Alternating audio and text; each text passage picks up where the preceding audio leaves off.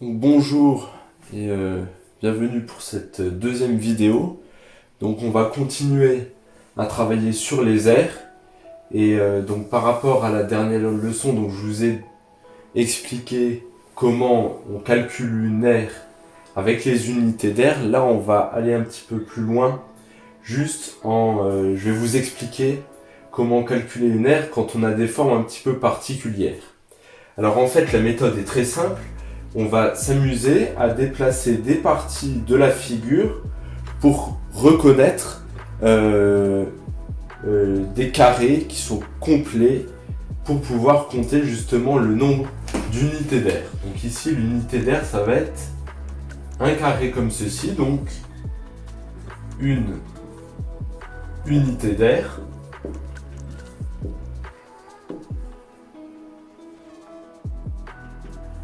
Et donc ici, nous, il va falloir compter combien il y en a, des unités d'air. Donc il y en a déjà 1, 2, 3 et 4. Mais là, ici, pour le reste, ce ne sont pas des carrés, donc on peut pas dire, là, il y en a 5, 6, 7, etc. des unités d'air. Donc il va falloir se débrouiller pour pouvoir compter exactement le nombre d'unités d'air. Et pour cela, on va déplacer des parties de la figure. Donc ici, hop, la partie que je vais hachurer en rouge, donc c'est celle-ci, ok, que j'ai donc déplacée là. Première partie. Deuxième partie, je vais déplacer la partie là, je vais la déplacer, hop, ici.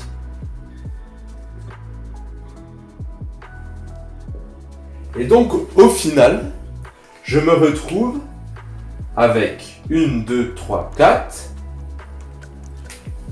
5 et 6 unités d'air. Donc, l'aire de cette figure géométrique est égale à 6 unités d'air. Je vais maintenant vous expliquer comment utiliser les différentes unités de mesure de l'air et comment passer d'une à l'autre. Donc en fait ici je vous ai schématisé un grand carré de 1 cm de côté. Donc ici tout ça fait 1 cm et ici 1 cm également. Donc ici, là on a l'aire de ce grand carré fait 1 cm carré. Et donc en fait ici je veux vous montrer que pour passer d'une unité d'air à celle juste inférieure, il faut multiplier par 100. Pourquoi? Parce que dans 1 cm on a 1, 2, 3, 4, 5, 6, 7, 8, 9, 10 mm. 1 cm égale 10 mm. Donc dans un carré de 1 cm carré, on peut compter 100 petits carreaux de 1 mm carré, puisque on a un carré de 1 mm de côté. Chaque côté, celui-ci, celui-ci, celui-ci et celui-ci font tous 1 mm. Donc, dans un carré de 1 cm carré, il y a 100 mm carrés si on les comptait tous. Donc, 1 cm carré est égal à 100 mm carré. Donc c'est ce que j'ai marqué ici pour passer d'une unité à celle juste inférieure. On multiplie par 100. Donc en fait, pour des longueurs, on multiplie par 10. Pour passer du centimètre au millimètre, on multiplie par 10. Pour les aires, comme on est au carré, on multiplie par 100, ce qui symbolise les deux zéros ici. Ici, je vous ai généralisé la chose que vous voyez bien que pour passer d'une unité à une autre, on multiplie à chaque fois par 100. Lorsque l'on diminue. Lorsque l'on augmente, si on veut passer, comme tout à l'heure, des millimètres au centimètre, cette fois-ci on ne va pas multiplier, mais on va diviser par 100. Et on va faire la même chose pour passer de l'une à l'autre lorsque l'on augmente. des décamètres aux hectomètres et enfin des hectomètres au kilomètre. Voilà. Donc c'est comme ça que l'on peut convertir une aire exprimée dans une unité et l'exprimer du coup dans une autre unité.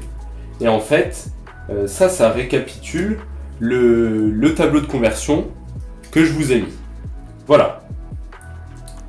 Maintenant, nous allons voir comment convertir une aire donnée.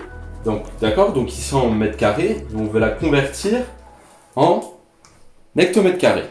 Donc pour cela, nous allons nous aider du tableau de conversion qui est aussi dans le cours, qui est dans la description. Et nous allons voir justement comment se servir de ce tableau de conversion pour passer d'une unité d'air à une autre unité. D'accord ? Donc pour cela, on va regarder le chiffre des unités. Ici, il est égal à 0. Je le place dans la colonne de l'unité utilisée. Ici, les mètres carrés. Et je vais ensuite placer, en allant de la droite vers la gauche, tous les chiffres un par un. Donc 0 ici. Le deuxième 0, je le mets dans la deuxième case, à gauche. Ensuite 0. Ensuite, de nouveau 0. 5. Et 1. Maintenant, je regarde l'unité dans laquelle je veux convertir l'aire que j'ai ici. Je veux la convertir en hectomètres carrés.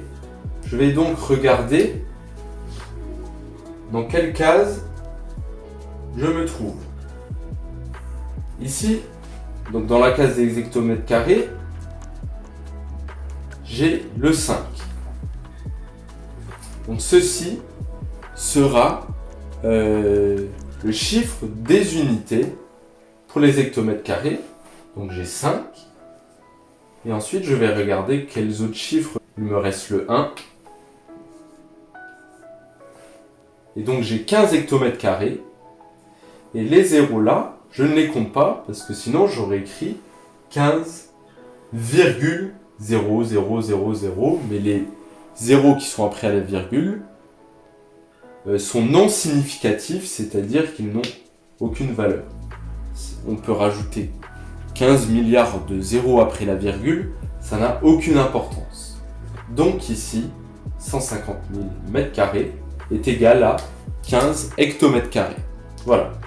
Donc vous allez faire les exercices que j'ai mis dans la description, à savoir des exercices de calcul d'air à l'aide des unités d'air et aussi quelques conversions, comme je vous en ai fait ici l'exemple. Voilà. Donc je vous dis bon travail et portez-vous bien.